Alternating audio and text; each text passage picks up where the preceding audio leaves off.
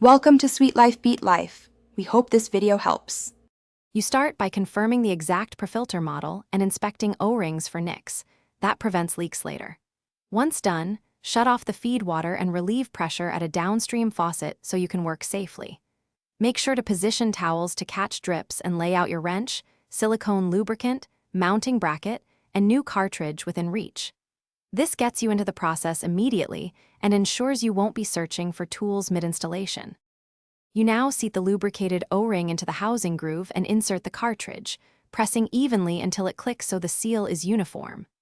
Once in place, mount the housing to the bracket and align inlet and outlet arrows with the system flow.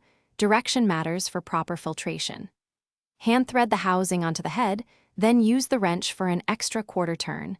This prevents leaks without over-torquing. Make sure the assembly is level, so the cartridge sits straight. You finish by opening the water supply slowly while watching all joints.